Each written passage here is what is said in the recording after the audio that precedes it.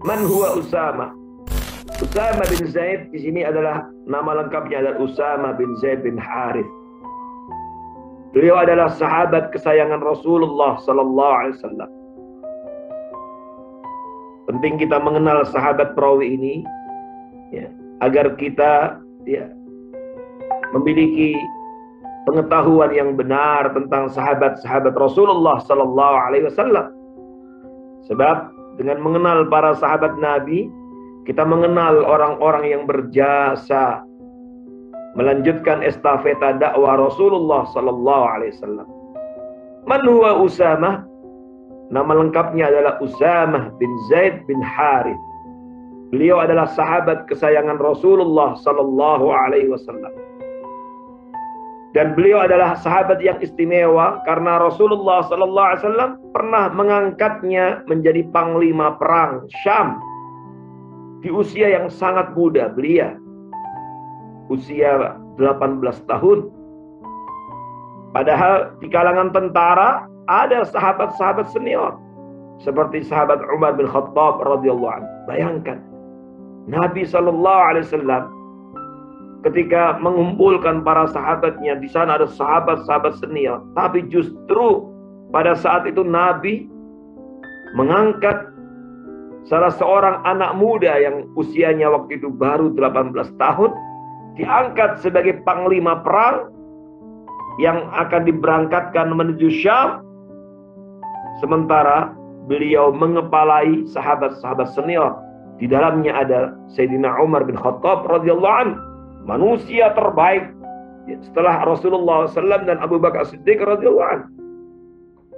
Tentu Rasulullah SAW punya alasan, dan tentu ini menunjukkan bahwa sahabat Usama bin Zaid bukan sekedar sahabat biasa, bukan sekedar anak muda biasa. Dia anak muda yang tentu Nabi SAW sudah mengamati kecerdasannya, kepiawaiannya, kepandaiannya. Ada tentu alasan-alasan penting yang Nabi SAW menjadikan beliau mengangkat Usama bin Zaid sebagai panglima perang saat itu.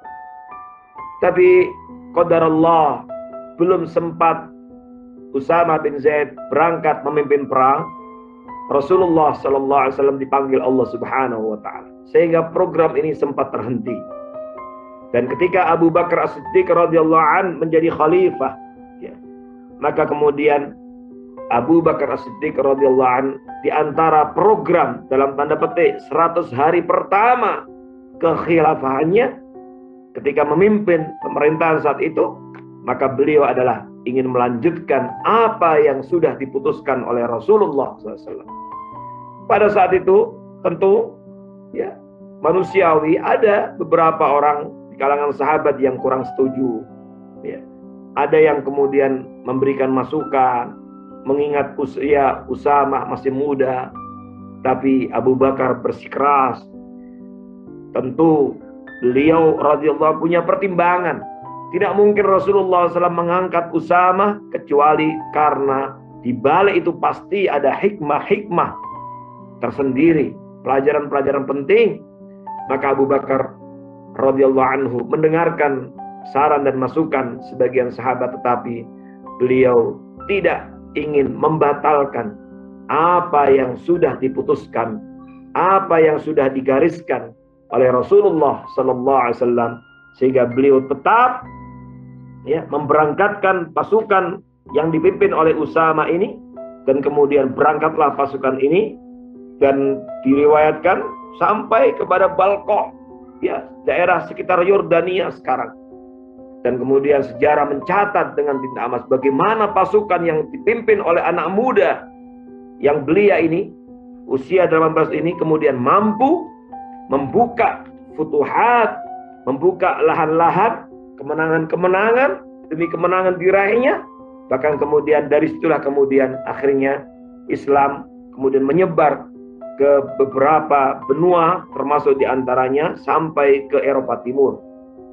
Artinya disinilah baru kemudian kita bisa mengetahui kenapa Rasulullah SAW mengangkat Usamah bin Zaid.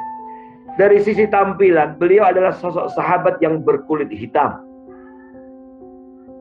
tapi beliau lembut dan sangat pemberani. Ini artinya bahwa ya, masalah ya, asal muasal, kemudian tampilan tidak terlalu dipentingkan oleh Rasulullah SAW.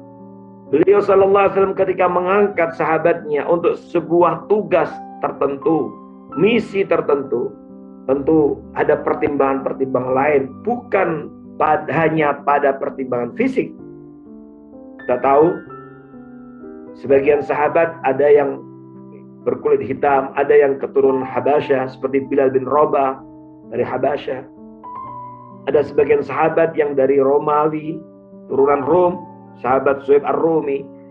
Tapi mereka semuanya dari berbagai macam latar belakang, dari berbagai macam suku, disatukan oleh La ilaha illallah Muhammadur Rasulullah. Mereka menyatu dalam akidah, menyatu dalam keimanan, dan semuanya semangat untuk mengikuti apa yang dititahkan oleh Rasulullah Sallallahu Alaihi Wasallam. Beliau pernah tinggal di Mazah untuk beberapa waktu, lalu kembali ke Madinah dan akhirnya wafat di masa akhir pemerintahan Muawiyah. Sejarah mencatat sekitar tahun 54 Hijriah beliau menghadap keharibaan Allah Subhanahu wa taala.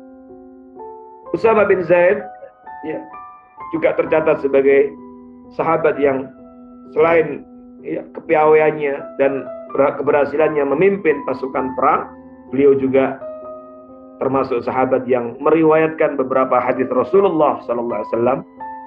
Beliau bersama dengan ayahnya pernah ikut serta dalam perang Mu'tah, sebuah peperangan yang fenomenal dan luar biasa ya.